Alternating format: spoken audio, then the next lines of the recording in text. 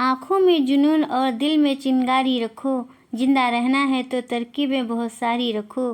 राह के पत्थर तो कुछ भी नहीं है दोस्तों, मंजिल आवाज़ देगी सफ़र जारी रखो। नमस्कार दोस्तों, टेट क्लासेस विद स्नेहा में आपका स्वागत है। दोस्तों, आज की वीडियो में प्रीवियस ईयर 31 जनवरी 2021 का सामाजिक अध्ययन का पेपर सॉल्व करेंगे। आइए क्लास शुरू करते हैं। क्वेश्चन है,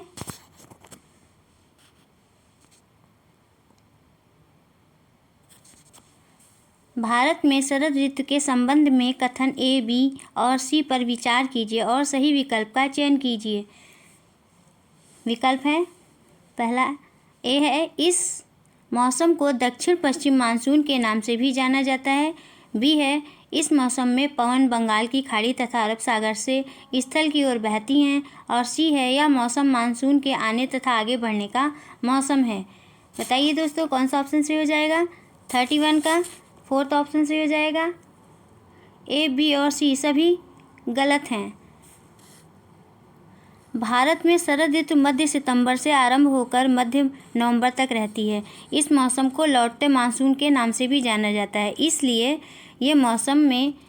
ये उत्तर पूर्व व्यापारी पवनी स्थल से समुद्र की ओर बहती हैं। लौटते मानसून के द्वारा तमिलनाडु तट पर कुछ मात्रा में वर्षा होती है। भारत में दक्षिण पश्चिम मानसून के आगमन और आगे बढ़ने के काल को वर्षा ऋतु के नाम से जाना जाता है। नेक्स्ट क्वेश्चन है,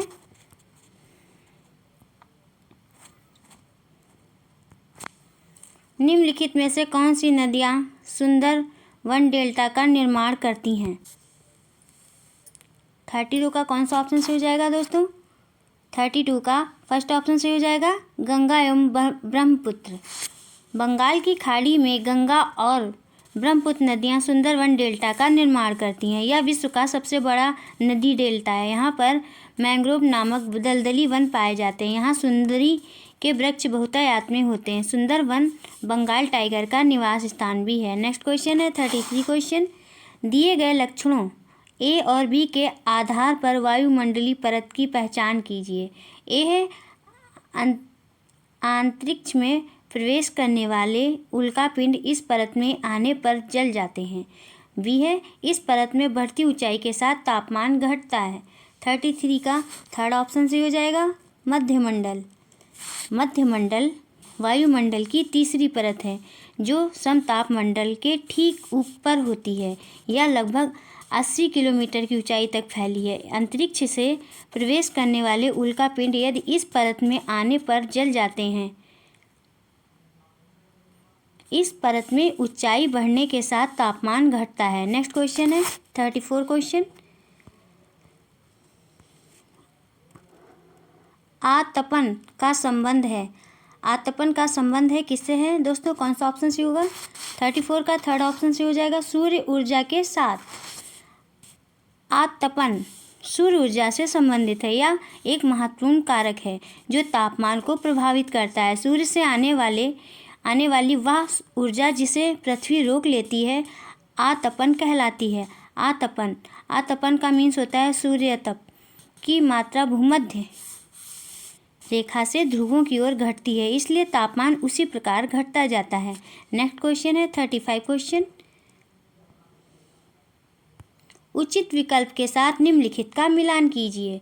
सूची 1 है, शंकुधारी वन, भूमध्य सागरीय वनस्पति, उष्ण कटिबंधीय सदाबहार वन, शीतोष्ण सदाबहार वन। और सूची 2 से मिलाना है। शंकुधारी वन जो होंगे उनका मिलान नरम काष्ठ वाले सदाबहार वृक्ष से होगा और भूमध्य सागरीय वनस्पति का मिलान महाद्वीप महाद्वीपों का पश्चिमी एवं दक्षिणी पश्चिमी किनारा से मिलाएंगे। और सी ऑप्शन है, उष्ण कटिबंधीय सदाबहार वन का मिलान दृढ़ काष्ठ वाले वृक्ष से मिलाएंगे। और डी ऑप्शन है, शीतोष्ण सदाबहार वन, डी का मिलान हम फर्स्ट ऑप्शन से करेंगे, महाद्वीपों का पूर्वी किनारा। 35 का सेकंड ऑप्शन से हो जाएगा। नेक्स्ट क्वेश्चन है 36 क्वेश्चन, दिए गए दोनों कथनों पर ध्यान दें और उचित विकल्प का चयन करें। ए है सहारा रेगिस्तान एक समय में पूर्णतया हरा भरा मैदान था। बी ऑप्शन है सहारा की गुफाओं से प्राप्त चित्र नदियाँ, मगरमच्छ, हाथी, शेर, पशु तथा बकरियाँ दर्शाते हैं। बताइए दोस्तों कौन सा ऑप्शन से हो जाएगा? 36 का थर्ड ऑप्शन से होगा। ए और बी दोनों सही हैं।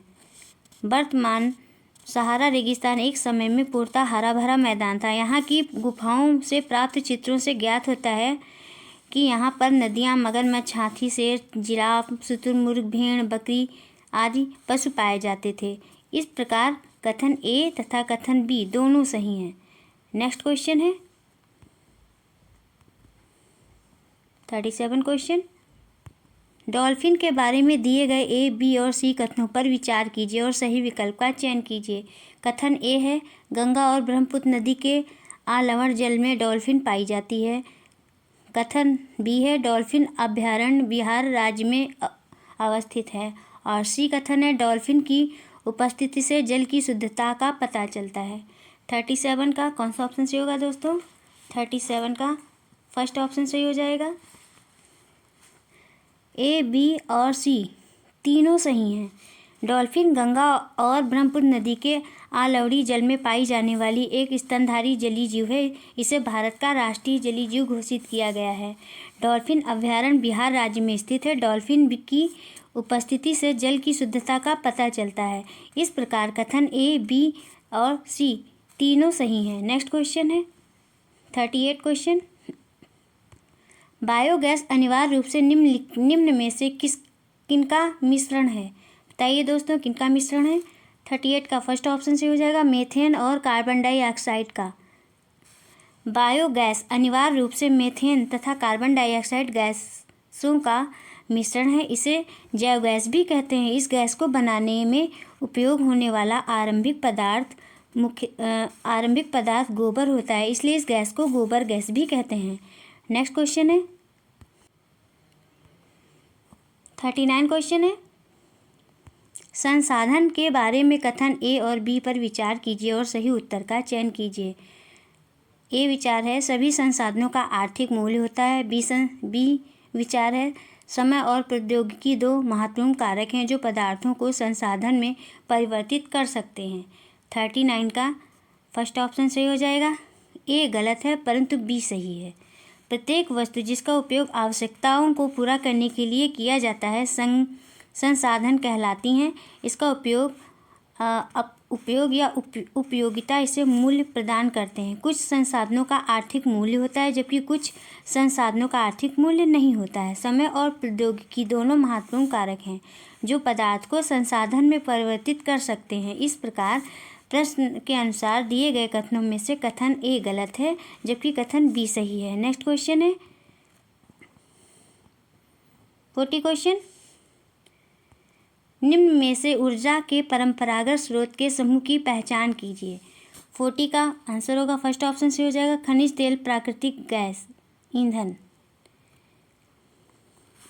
ऊर्जा के परंपरागत साधनों के अंतर्गत खनिज तेल, प्राकृतिक गैस, लकड़ी, उपले, कोयला, पेट्रोलियम, जल, ताप विद्युत को शामिल किया जाता है। सौर, पवन, ज्वारीय, भू तापीय, बायोगैस तथा परमाणु ऊर्जा गैर परंपरागत ऊर्जा के साधन हैं। नेक्स्ट क्वेश्चन है 41 क्वेश्चन,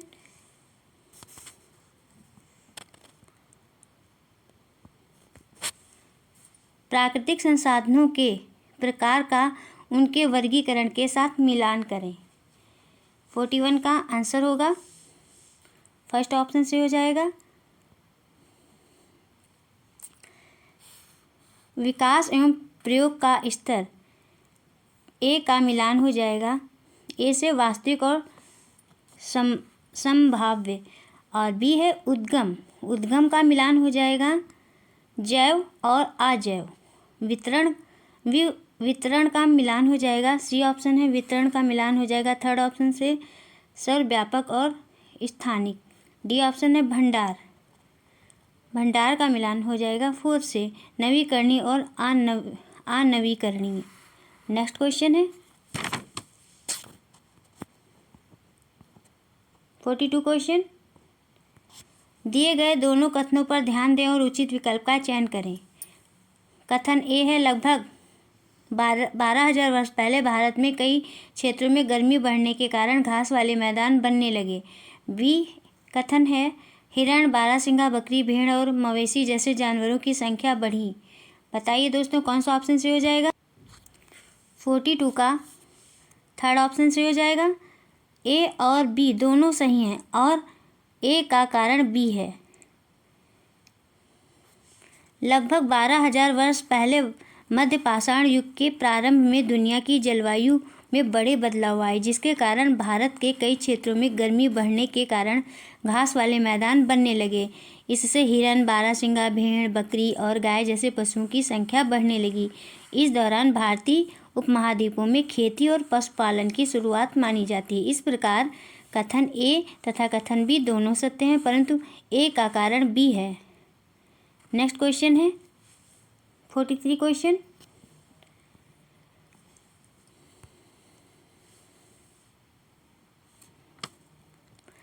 पुरा स्थलों के संदर्भ में निम्नलिखित में से कथन सही है। कौन सा कथन सही है दोस्तों?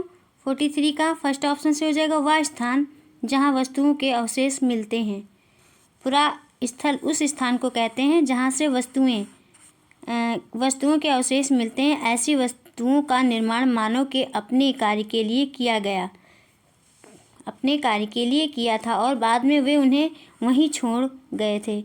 ये जमीन के ऊपर, अंदर, कभी कभी समुद्र और नदी के तल में भी पाए जाते हैं। नेक्स्ट क्वेश्चन है 44 क्वेश्चन, हड़प्पा सभ्यता के लोग बनाते थे। क्या बनाते थे दोस्तों? ए है पत्थर की मोहरें, बी है पीले रंग से डिजाइन किए गए पात्र, सी है लोहे से बनी तकलियाँ, डी है सोने से बने बर्तन। 44 का आंसर हो जाएगा सेकंड ऑप्शन से हो जाएगा, ए और डी। हड़प्पा सभ्यता के लोग पत्थर की मोहरें बनाते थे जो मुख्यतः आयताकार थीं। इन मोहरों पर सामान्यतः जानवरों के चित्र पाए जाते थे। हड़प्पा काल में सोने और चांदी से बर्तन बनाए जाते थे। इसके अतिरिक्त तांबे और कांसे के औजार, हथियार, गहने और बर्तन बनाए जाते थे। नेक्स्ट क्वेश्चन है 45 क्वेश्चन,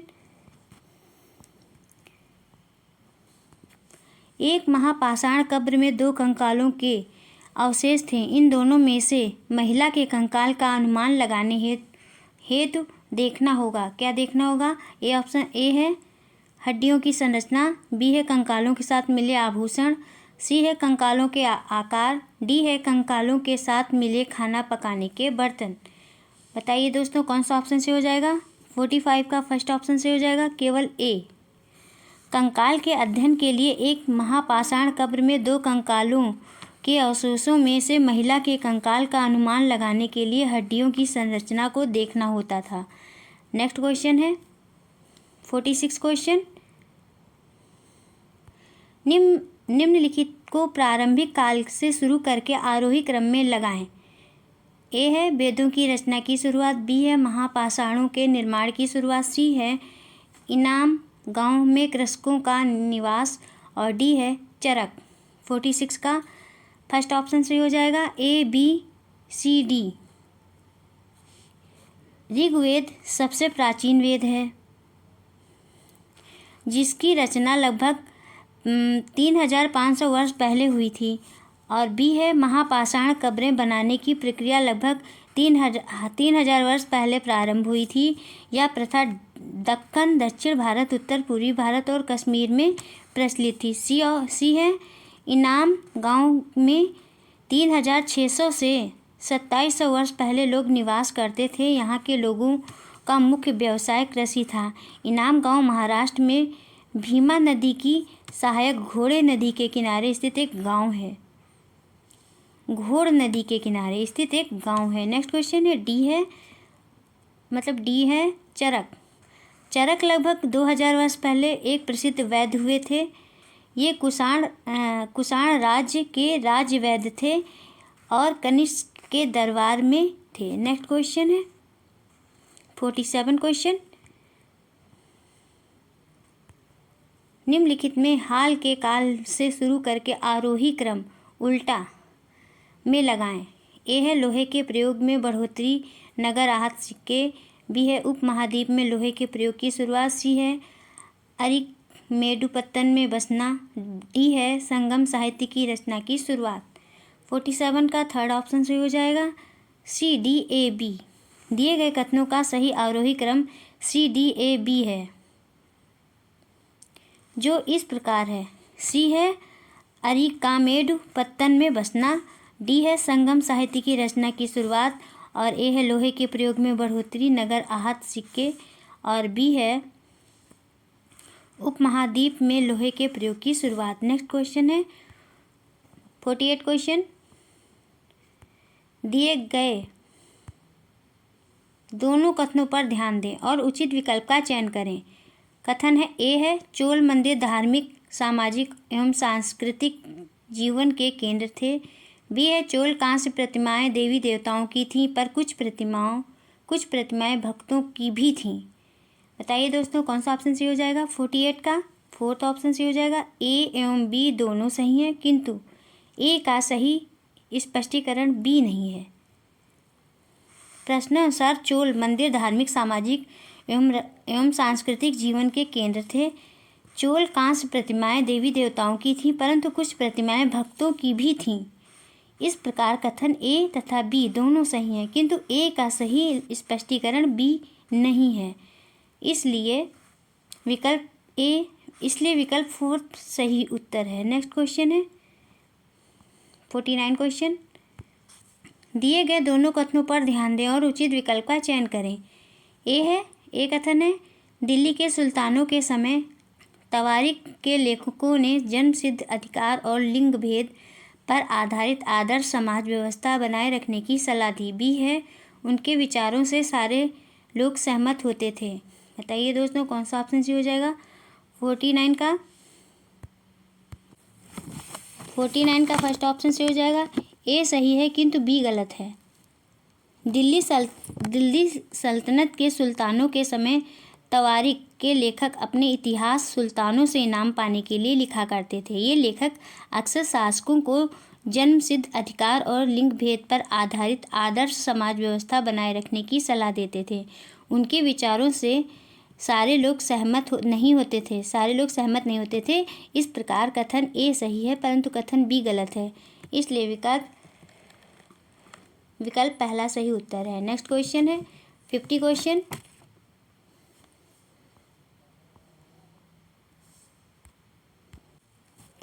है दिए गए दोनों कथनों पर ध्यान दें और उचित विकल्प का चयन करें।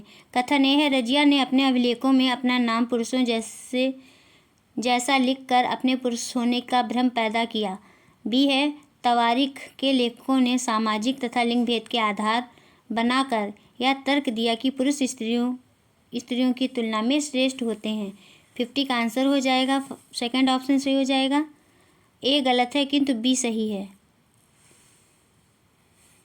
रजिया सुल्तान 1236 से 40 ईस्वी ने अपने अभिलेखों और सिक्कों पर खुदवाया कि वह सुल्तान इल्तुतमिश की बेटी थी तथा तवारीख के लेखकों ने सामाजिक और लिंग भेद के आधार बनाकर यह तर्क दिया कि पुरुष स्त्रियों की तुलना में श्रेष्ठ होते हैं।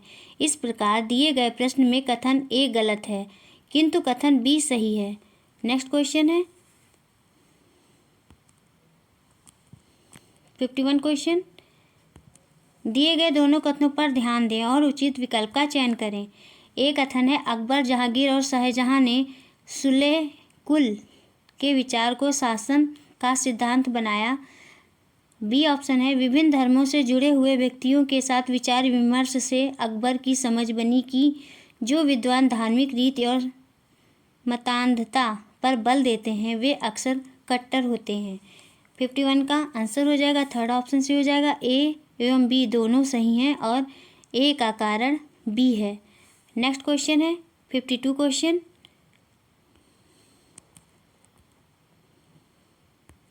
दिए गए दोनों कथनों पर ध्यान दें और उचित विकल्प का चयन करें।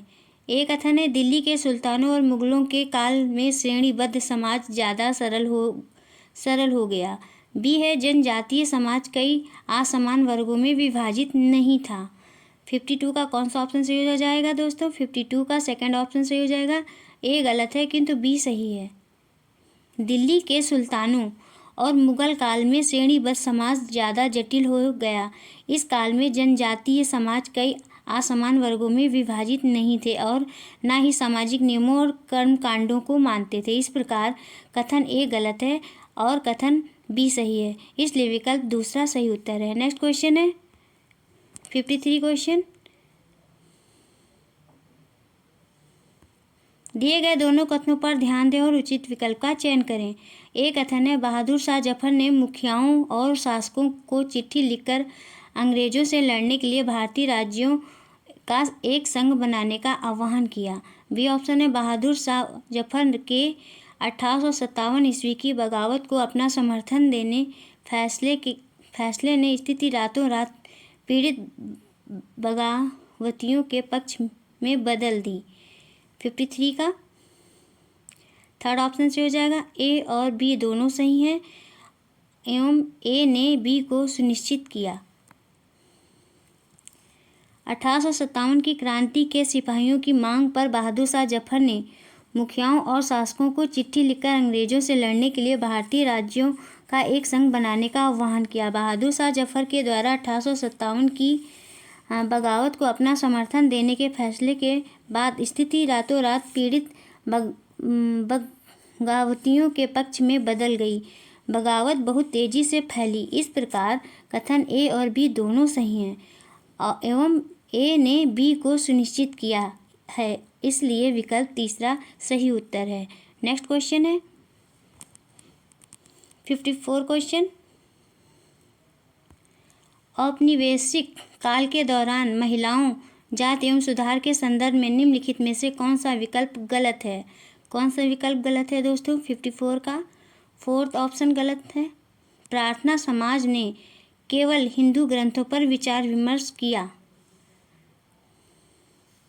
1867 ईस्वी में बम्बई में आत्माराम पांडुरंग द्वारा प्रार्थना समाज ने केवल हिंदू ग्रंथों पर विचार विमर्श नहीं किया, बल्कि उसकी धार्मिक बैठकों में हिंदू, बौद्ध और ईसाई ग्रंथों पर विचार विमर्श किया जाता था। इसलिए प्रश्न के अनुसार विकल्प चार गलत है। नेक्स्ट क्वेश्चन है 55 क्वेश्चन। तेलंगाना राज्य पहले भारत के किस राज्य का हिस्सा था? 55 का आंसर हो जाएगा फोर्थ ऑप्शन से हो जाएगा आंध्र प्रदेश का। तेलंगाना राज्य पहले आंध्र प्रदेश का हिस्सा था। भारत के 29वें राज्य के रूप में इसका गठन 2 जून 2014 को हुआ था। तेलंगाना की राजधानी हैदराबाद है। जम्मू कश्मीर राज्य को केंद्र शासित प्रदेश बनाए जाने के बाद वर्तमान में राज्यों की संख्या 28 है। नेक्स्ट क्वेश्चन है 56 क्वेश्चन। निम्नलिखित कथनों पर ध्यान दें और लोकतंत्र में संचार माध्यम की सही भूमिका का चयन करें। ए है इसे समाचार के माध्यम से नागरिकों को सूचना पहुंचानी चाहिए। बी है इसे विज्ञापन के दृष्टिकोण को समाचार कार्यक्रमों के माध्यम से देनी चाहिए। सी है इसे हर दृष्टिकोण की चर्चा करनी चाहिए। 56 का आंसर हो जाएगा थर्ड ऑप्शन से हो जाएगा ए और सी। जनसंचार माध्यमों का प्रमुख कार्य सूचना देना है, इसलिए इसे समाचार के माध्यम से नागरिकों को सही सूचना पहुंचानी चाहिए तथा इसे हर दृष्टिकोण की चर्चा करनी चाहिए। इस प्रकार विकल्प 3 सही उत्तर है। नेक्स्ट क्वेश्चन है 57 क्वेश्चन। निम्नलिखित में से कौन सा विज्ञापन रूढ़िवादी चित्रण का उदाहरण नहीं है? नहीं पे ध्यान देना है दोस्तों। 57 का आंसर हो जाएगा फर्स्ट ऑप्शन से हो जाएगा स्पोर्ट्स जूते के विज्ञापन में एक लड़की फुटबॉल खेलती हुई। स्पोर्ट्स जूते के विज्ञापन में एक लड़की फुटबॉल खेलती हुई दिखाना रूढ़िवादी चित्रण का उदाहरण नहीं है। नेक्स्ट क्वेश्चन है 58 क्वेश्चन। दिए गए लक्षणों ए और बी के आधार पर महाद्वीप की पहचान करें।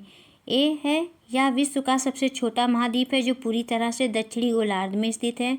बी है इसे द्वीपीय महाद्वीप भी कहा जाता है। 58 का सेकंड ऑप्शन से हो जाएगा ऑस्ट्रेलिया। ऑस्ट्रेलिया विश्व का सबसे छोटा महाद्वीप है जो पूरी तरह से दक्षिणी गोलार्ध में स्थित है। इसे द्वीपीय महाद्वीप भी कहा जाता है। यह चारों तरफ से महासागरों तथा समुद्रों से घिरा हुआ है। नेक्स्ट क्वेश्चन है 59 क्वेश्चन।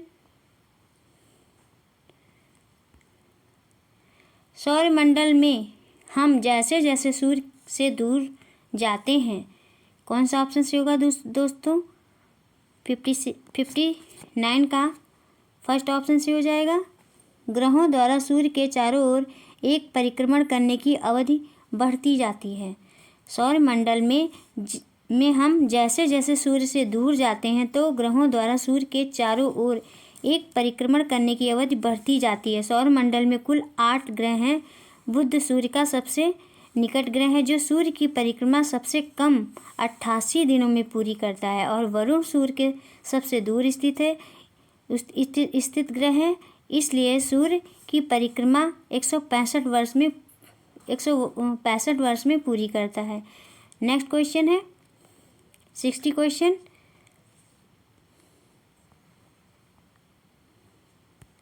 कल्पना करें यदि पृथ्वी अपने अक्षीय समतल की ओर नहीं झुकी होती तो ए है प्रदीप्त वृत्त और देशांतर रेखाएं एक दूसरे से मिल जाती। बी ऑप्शन है प्रदीप्त वृत्त और अक्षांशीय रेखाएं एक दूसरे से मिल जाती। सी है किसी क्षेत्र विशेष में कई मौसमी परिवर्तन नहीं होता। डी ऑप्शन है किसी क्षेत्र विशेष में ज़्यादा मौसमी परिवर्तन होता। सही विकल्प का चयन करें। 60 का कौन सा ऑप्शन से होगा दोस्तों? 60 का फर्स्ट ऑप्शन से हो जाएगा ए और सी। यदि पृथ्वी अपने कक्षीय समतल की ओर नहीं झुकी होती तो प्रदीप्त वृत्त और देशांतर रेखाएं एक दूसरे से मिल जाती तथा किसी क्षेत्र विशेष में कई मौसमी परिवर्तन नहीं होता। नेक्स्ट क्वेश्चन है 61 क्वेश्चन। भारत में ग्राम पंचायत कितनी वर्षों के कार्यकाल के लिए चुनी जाती हैं? भारत में ग्राम पंचायत कितने वर्षों के कार्यकाल के लिए चुनी जाती हैं? 61 का आंसर हो जाएगा फर्स्ट ऑप्शन से हो जाएगा 5। भारत में ग्राम पंचायत 5 वर्षों के कार्यकाल के लिए चुनी जाती हैं। भारतीय संविधान का अनुच्छेद 40 ग्राम पंचायतों के संगठन से संबंधित है। ग्रामीण क्षेत्रों का स्थानीय स्वशासन ग्राम पंचायत कहलाता है। नेक्स्ट क्वेश्चन है 62 क्वेश्चन। पुलिस थाना प्रभारी का पद नाम क्या है? पद नाम क्या है दोस्तों? 62 का आंसर हो जाएगा फर्स्ट ऑप्शन से हो जाएगा स्टेशन हाउस अफसर। पुलिस थाना प्रभारी का पद नाम स्टेशन हाउस अफसर होता है। उसके अधीन कई inspector, sub inspector, head constable एवं कांस्टेबल कार्य करते हैं। इन सभी का कार्य अपने क्षेत्र में कानून व्यवस्था को सुनिश्चित करना है। नेक्स्ट क्वेश्चन है 63 क्वेश्चन। हिंदू उत्तराधिकार अधिनियम में लाए गए 2005 के संशोधन ने निम्नलिखित में से क्या मुहैया कराया? 63 का आंसर हो जाएगा सेकंड ऑप्शन से हो जाएगा महिलाओं का पारिवारिक संपत्ति में बराबर हिस्सेदारी का अधिकार। हिंदू उत्तराधिकार अधिनियम में लाए गए 2005 के संशोधन में महिलाओं का पारिवारिक संपत्ति में बराबर हिस्सेदारी का अधिकार है। नए कानून के अनुसार बेटों, बेटियों और उनकी मां को जमीन में बराबर का हिस्सा मिलता है। नेक्स्ट क्वेश्चन है 64 क्वेश्चन। भारतीय संविधान की व्याख्या का अंतिम अर्थ निर्णायक किसे माना जाता है? 64 का थर्ड ऑप्शन से हो जाएगा न्यायपालिका। भारतीय संविधान की व्याख्या का अंतिम अर्थ निर्णायक न्यायपालिका को माना जाता है। सर्वोच्च न्यायालय संविधान में निहित प्रावधानों तथा उसमें उपयोग की गई शब्दावली के अर्थ एवं निहितार्थ के विषय में अंतिम कथन प्रस्तुत कर सकता है। नेक्स्ट क्वेश्चन है 65 क्वेश्चन। अत्याचार निवारण अधिनियम 1989 को निम्नलिखित में से कौन से समुदाय को न्याय दिलाने के लिए पारित किया गया था? 65 का आंसर हो जाएगा थर्ड ऑप्शन से हो जाएगा आदिवासी एवं दलित। अत्याचार निवारण अधिनियम 1989 को आदिवासी और दलित समुदाय को न्याय दिलाने के लिए पारित किया गया था। भेदभाव एवं हिंसा का विरोध करने के लिए अनुसूचित जनजाति और अनुसूचित जाति के लोग इस अधिनियम के तहत शिकायत दर्ज कर सकते हैं। नेक्स्ट क्वेश्चन है 66 क्वेश्चन। ऐसी राजनीतिक व्यवस्था जिसमें एक से ज़्यादा स्तर की सरकार हो उसे डैश में क्या फिल करेंगे दोस्तों, कहा जा सकता है। क्या कहा जा सकता है? 64 का फोर्थ ऑप्शन से हो जाएगा संघवाद। ऐसी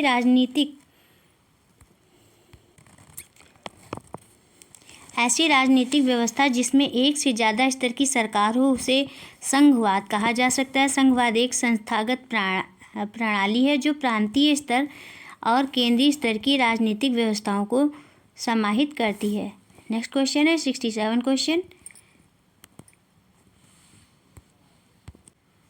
67 क्वेश्चन है, निम्नलिखित में से कौन सी नीति सामाजिक न्याय को प्रोत्साहित करती है? ए है सरकारी नौकरियों में सूचीगत दलित जाति के उम्मीदवार को आरक्षण देना। बी है न्यूनतम मेहनताना कानून पारित करना। 67 का आंसर हो जाएगा थर्ड ऑप्शन से हो जाएगा ए और बी दोनों। सरकारी नौकरियों में सूचीगत दलित जाति के उम्मीदवारों को आरक्षण देना और न्यूनतम मेहनताना कानून पारित करना आदि नीति सामाजिक न्याय को प्रोत्साहित करती हैं। समाज में सामाजिक न्याय पाने के लिए सरकारों को यह सुनिश्चित करना होता है कि कानून और नीतियां सभी व्यक्तियों पर निष्पक्ष रूप से लागू हों। नेक्स्ट क्वेश्चन है 68 क्वेश्चन। नई दिल्ली की वास्तुशैली की चर्चा में एक शिक्षक को केंद्रित करना चाहिए। क्या केंद्रित करना चाहिए दोस्तों? 68 का फोर्थ ऑप्शन से हो जाएगा कैसे यह ब्रिटिश महत्ता और विस्मय का भाव पैदा करता है। नई दिल्ली की वास्तुशैली की चर्चा करते हुए एक शिक्षक को केंद्रित करना चाहिए कि कैसे यह ब्रिटिश महत्ता और विस्मय का भाव पैदा करता है। नेक्स्ट क्वेश्चन है 69 क्वेश्चन। इतिहास शिक्षण का उद्देश्य केंद्रित होना चाहिए। 69 का आंसर हो जाएगा थर्ड ऑप्शन से हो जाएगा उन मुद्दों की पहचान करना जो वर्तमान में भी प्रासंगिक हैं। इतिहास शिक्षण का उद्देश्य उन मुद्दों की पहचान करने पर केंद्रित होना चाहिए जो वर्तमान में प्रासंगिक हैं। इतिहास यह समझने में सहायक होता है कि समाज वर्तमान स्वरूप में कैसे आया। इस प्रकार से छात्र घटनाओं के घटने के कारणों को समझने, विश्लेषण करने और अर्थ जानने के योग्य हो जाते हैं। नेक्स्ट क्वेश्चन है 70 क्वेश्चन।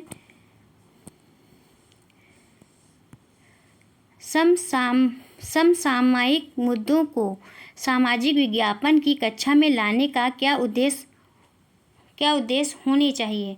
ए है देश से जुड़े मुद्दों के प्रति रुचि को बढ़ावा देना। बी है विश्लेषण और आलोचनात्मक मूल्यांकन करने का कौशल विकसित करना। सी है सनसनीखेज खबर मुहैया कराकर विषय के प्रति रुचि पैदा करना। और डी है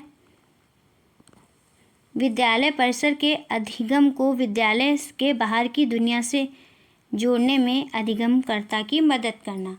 बताइए दोस्तों कौन सा ऑप्शन से हो जाएगा? 70 का आंसर हो जाएगा सेकंड ऑप्शन से हो जाएगा ए, बी और डी सही हैं। समसामयिक मुद्दों को सामाजिक विज्ञान की कक्षा में लाने के मुख्य उद्देश्य देश से जुड़े मुद्दों के प्रति रुचि को बढ़ावा देना, विश्लेषण और आलोचनात्मक मूल्यांकन करने का कौशल विकसित करना तथा विद्यालय परिसर के अधिगम को विद्यालय के बाहर की दुनिया से जोड़ने में अधिगमकर्ता की सहायता करना है। नेक्स्ट क्वेश्चन है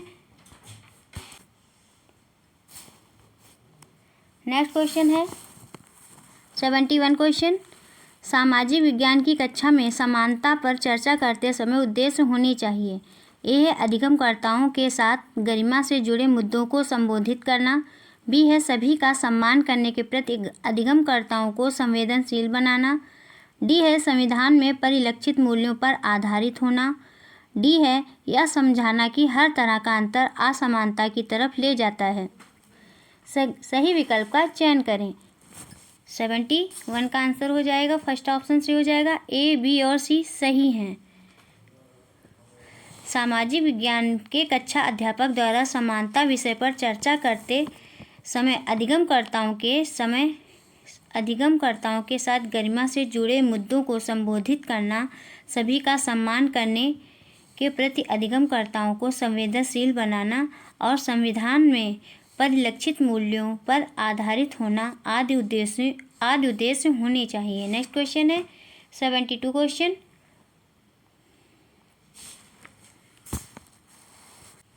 72 क्वेश्चन है, कक्षा और समाज में व्याप्त विविधता को संबोधित करने के लिए सामाजिक विज्ञान के शिक्षक को चाहिए कि ए विभिन्न संस्कृतियों से जुड़े उदाहरणों को कक्षा की चर्चा में शामिल करे।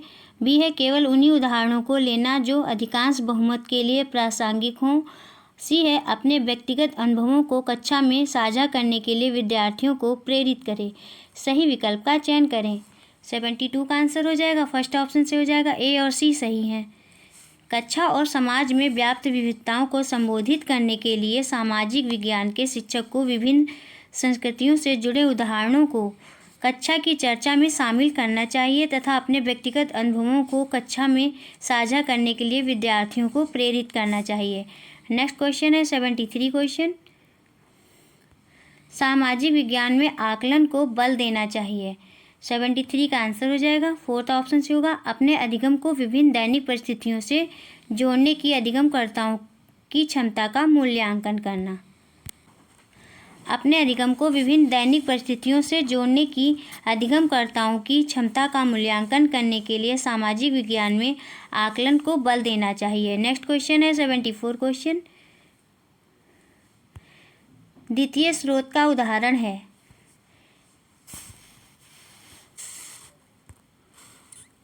74 का आंसर हो जाएगा, फर्स्ट ऑप्शन से होगा, सी ए वेली द्वारा लिखित an illustrated history of modern India. C A Bayly द्वारा लिखित an illustrated history of modern India एक द्वितीय स्रोत का उदाहरण है। द्वितीय सूचना स्रोत वे स्रोत होते हैं जो ऐसे व्यक्तियों द्वारा तैयार किए जाते हैं जो वास्तविक घटना या दृश्यों से दूर होते हैं, लेकिन द्वितीय सूचना स्रोत तैयार करने में घटनाओं के प्रत्यक्षदर्शी की सहायता लेते हैं या फिर द्वितीय स्रोत तैयार करने में प्राथमिक स्रोतों की सहायता लेते हैं। नेक्स्ट क्वेश्चन है 75 क्वेश्चन। औपनिवेशिक भारत में स्त्री शिक्षा पर चर्चा करने के लिए विद्यार्थी निम्न आत्मकथाओं में से किसको संदर्भित कर सकते हैं। 75 का आंसर हो जाएगा, सेकंड ऑप्शन से हो जाएगा, राज सुंदरी देवी कृत अमर जीवन। औपनिवेशिक भारत में स्त्री शिक्षा पर चर्चा करने के लिए विद्यार्थी राज सुंदरी देवी द्वारा बंगला में लिखित अमर जीवन आत्मकथा को संदर्भित कर सकते हैं। स्त्री पुरुष तुलना ताराबाई शिंदे कृत मराठी कहानी है। सुल्तान का स्वप्न रुकैया रखावत हुसैन कृत काल्पनिक नारीवादी कहानी है। और मणि मैखले सत्तनार कृत एक संगम साहित्य है। नेक्स्ट क्वेश्चन है 76 क्वेश्चन। भूगोल शिक्षण को किन मुद्दों से जुड़े संदर्भ में परिप्रेक्ष्य का विकास करना चाहिए। ए है संसाधन और संरक्षण, बी विकास और संस्थापन, सी है विविधता में एकता से जुड़ी चुनौतियां और डी है मानव विकास। सही विकल्प का चयन करें। 76 का आंसर हो जाएगा, फोर्थ ऑप्शन से हो जाएगा, ए बी और डी। भूगोल शिक्षण को संसाधन और संरक्षण, विकास और विस्थापन एवं मानव विकास आदि के मुद्दों से जुड़े संदर्भ में परिप्रेक्ष्य का विकास करना चाहिए। नेक्स्ट क्वेश्चन है 77 क्वेश्चन। एक सक्रिय सामाजिक विज्ञान की कक्षा अधिगमकर्ताओं को प्रेरित करती है। 77 का आंसर हो जाएगा, फोर्थ ऑप्शन से हो जाएगा, चुनौतीपूर्ण प्रोजेक्ट के भागीदार बनना। चुनौतीपूर्ण प्रोजेक्ट में भागीदार बनना। एक सक्रिय सामाजिक विज्ञान की कक्षा अधिगमकर्ताओं को चुनौतीपूर्ण प्रोजेक्ट में भागीदार बनने के लिए प्रेरित करती है। प्रोजेक्ट कार्य एक प्रकार से सुनियोजित तथा सुनिश्चित अध्ययन है जिसमें विद्यार्थी किसी कार्य और समस्या पर विचार करते हैं। यह अध्ययन एकल और सामूहिक हो सकता है। नेक्स्ट क्वेश्चन है 78 क्वेश्चन। अध्ययन के अंत में दिए गए प्रश्नों के बारे में निम्न में से कौन से कथन सही हैं।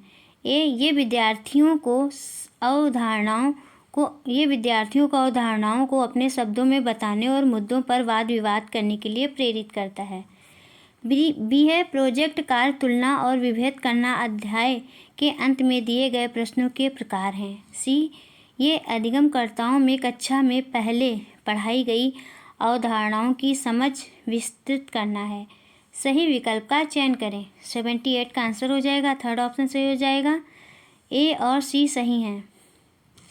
अध्याय के अंत में दिए गए प्रश्न विद्यार्थियों को अवधारणाओं को अपने शब्दों में बताने और मुद्दों पर वाद विवाद करने के लिए प्रेरित करते हैं और कक्षा में पहले पढ़ाई गई अवधारणाओं की समझ विकसित करते हैं। नेक्स्ट क्वेश्चन है 79 क्वेश्चन।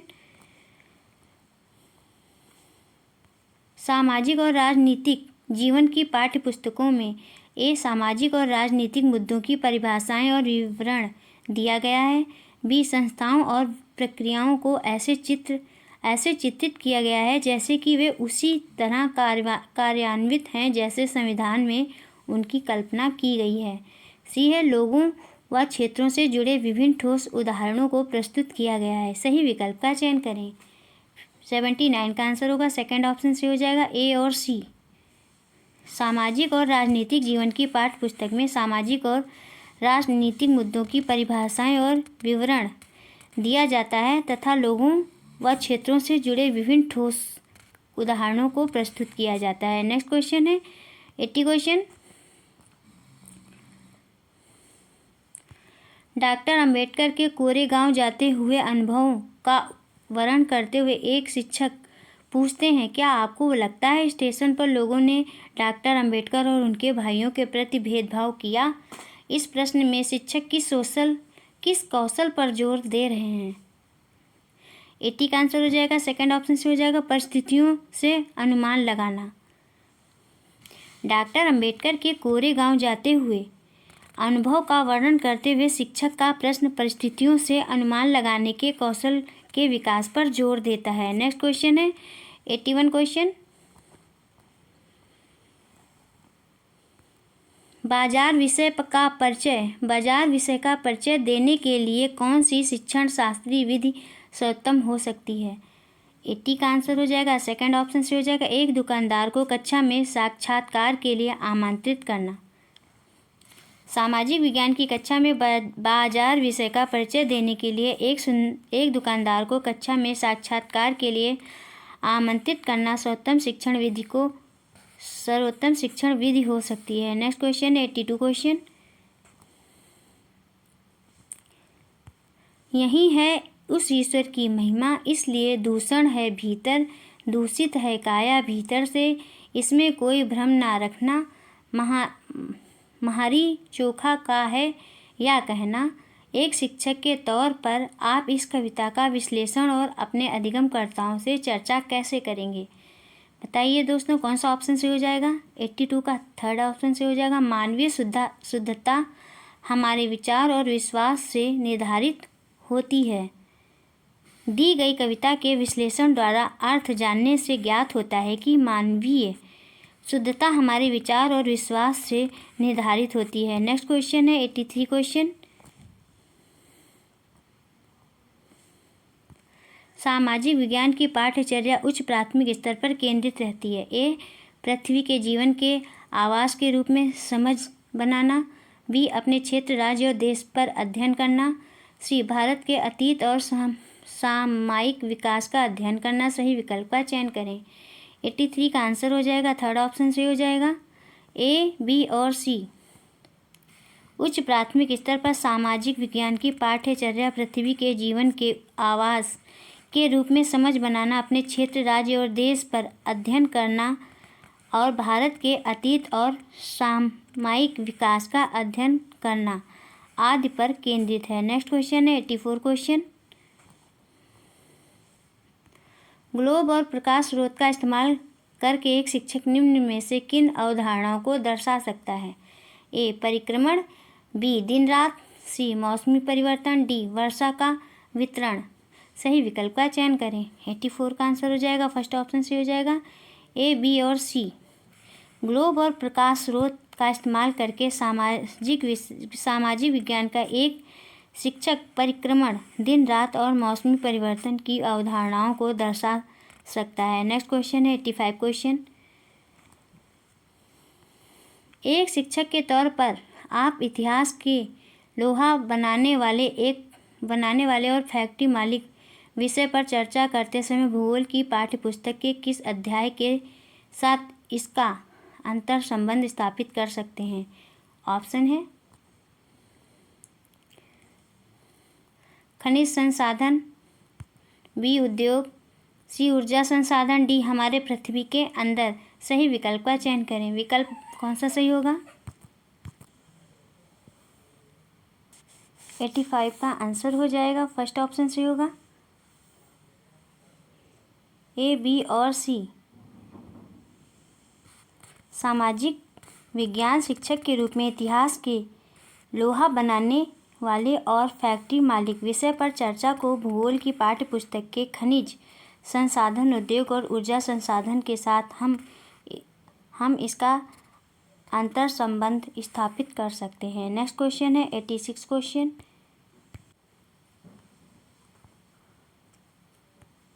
एक शहर के स्कूल में भूगोल की कक्षा में वनों के प्रकार विषय का परिचय देने के लिए सर्वोत्तम विधि होगी। कौन सी होगी? 86 का आंसर हो जाएगा थर्ड ऑप्शन से हो जाएगा, विभिन्न प्रकार के वनों पर आधारित डॉक्यूमेंट्री दिखाना। भूगोल की कक्षा में वनों के प्रकार पढ़ाने के लिए विभिन्न प्रकार के वनों पर आधारित डॉक्यूमेंट्री दिखाना चाहिए। इसके द्वारा वस्तुओं को वास्तविक रूप में दिखाया जा सकता है। नेक्स्ट क्वेश्चन है 87 क्वेश्चन। भूकंप पर चर्चा के दौरान व्यवहारिक कौशल अधिगमकर्ताओं में विकसित करने हेतु शिक्षक को बल देना चाहिए। किस पर बल देना चाहिए दोस्तों? 87 का आंसर होगा सेकंड ऑप्शन से हो जाएगा, भूकंप के दौरान बरती जाने वाली सावधानियाँ।